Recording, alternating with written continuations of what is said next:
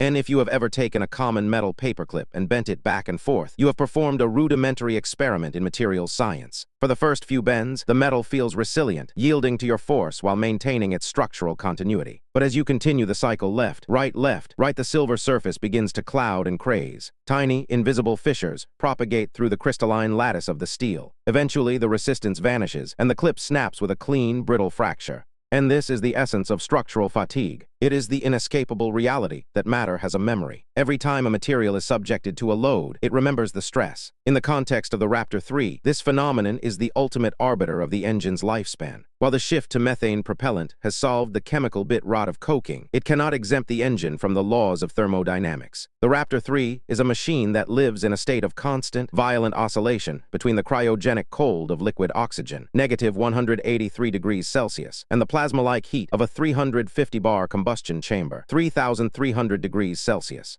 And to achieve the airline model, SpaceX must design an engine that can withstand this cycle not just once, but hundreds of times. In the aerospace industry, this is known as life cycle engineering. For the computer scientist, it is more accurately described as hardware life cycle management, the rigorous calculation of how many right cycles a physical component can endure before its sector-level integrity fails. In the thermal shock, a hardware reboot every ignition of a Raptor 3 is a traumatic event for the metal. In the milliseconds between the command to fire and the achievement of full thrust, the engine undergoes what is known as thermal shock. And imagine a thick block of glass. If you pour boiling water onto it while it is sitting at room temperature, it will likely shatter. This happens because the surface of the glass expands rapidly upon contact with the heat, while the interior remains cool and static. The resulting internal tension exceeds the material's strength. The Raptor No. 3 combustion chamber and injector plate face a far more extreme version of this problem. And when the pre-burners ignite, the internal surfaces of the engine are instantly bathed in high-pressure, high-temperature gas. The metal expands. However, because the Raptor 3 is regeneratively cooled, the outer jacket of the engine is simultaneously being flooded with cryogenic liquid methane. This creates a massive thermal gradient across a very thin wall of metal. The interior wants to grow, and the exterior wants to stay contracted. And in software terms, this is a race condition in the physical world. If the thermal expansion happens too quickly or unevenly, the stress will exceed the yield strength of the alloy, leading to immediate deformation. Even if the engine survives the first boot up, the microscopic grains of the metal have been pushed and pulled. Over 50 to 100 flights, these cycles of expansion and contraction act exactly like the bending paperclip. The goal for the Raptor 3 team was to move the snap point of that paperclip so far into the future that the engine becomes obsolete due to technological advancement before it fails due to fatigue. In superalloys and the crystalline buffer. To combat this, SpaceX utilizes the advanced metallurgy we touched upon in Chapter 5.3. The Raptor 3 makes extensive use of SX500, a proprietary monocrystalline superalloy developed in-house. And traditional alloys are polycrystalline, meaning they are made of millions of tiny metallic grains. The boundaries between these grains are the weak sectors where fatigue cracks like to start. By using single crystal casting and specialized 3D printing techniques that control grain orientation, SpaceX has effectively defragmented the hardware's molecular structure. And this metallurgical optimization allows the Raptor 3 to operate at chamber pressures exceeding 350 bar. In previous iterations, such pressures would have been considered a suicide run for the engine, a stress level so high it would consume 10% of the engine's total life in a single burn. However, by refining the alloy and the cooling geometry, the Raptor 3 manages these pressures as its nominal state. The safety margin is no longer a massive, heavy buffer of extra metal. It is a precisely calculated window of operation where the stress remains within the elastic region of the material, rather than the plastic region where permanent damage occurs.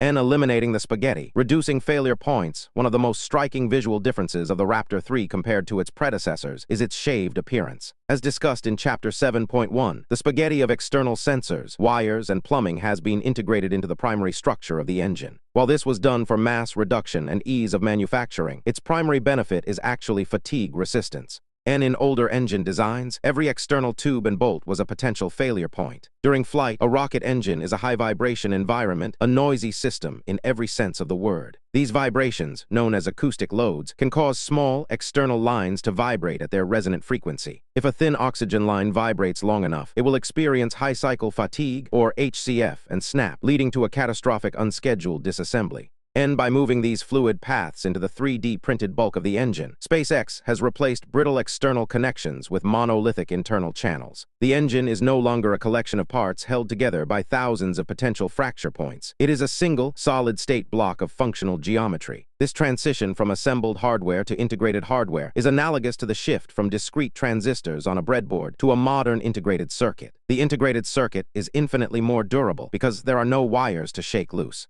And the terabytes written of rocketry, calculating service life in the world of solid-state drives SSDs. Manufacturers provide a rating for total bytes written TBW. This is a statistical guarantee of how much data can be cycled through the NAND flash before the cells wear out. The Raptor 3 has a similar metric, total seconds of burn time and total ignition cycles.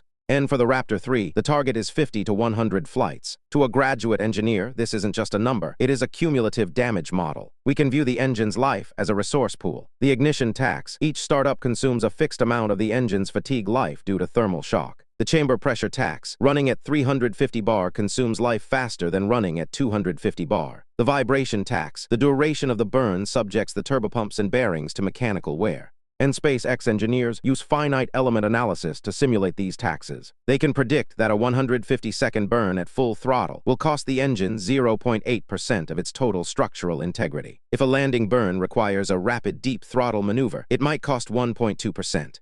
And the challenge of reusability is that these costs are non-linear. As the engine approaches its 50th flight, the cost of each subsequent flight increases because the material is already compromised by microscopic cracks. This is the technical debt of the physical world. If you do not pay down the debt through inspections and preventive maintenance, the system will eventually crash. And edge cases and the safety margin. In software, an edge case might be an unexpected user input that crashes a program. In rocketry, an edge case is an emergency shutdown at T plus 10 seconds, or a hard start where the ignition timing is off by a few milliseconds. And the Raptor 3 is designed with a structural buffer to handle these hardware exceptions. The main 3D printed body is over-engineered in key areas, specifically the throat of the nozzle and the turbopump housings, to ensure that even if the engine experiences a pressure spike, the hardware equivalent of a voltage surge, the structure will remain within its safe mode. And this safety margin is what allows SpaceX to pursue the airline model. A commercial jet engine is not designed to be replaced after it hits a bird or experiences a rough landing. It is designed to absorb the stress and keep the passengers safe. The Raptor 3 structural design prioritizes graceful degradation. If a fatigue crack does begin to form in a non-critical cooling channel, the engine is designed to detect the resulting temperature shift and safely shut down before the crack can propagate into the main combustion chamber.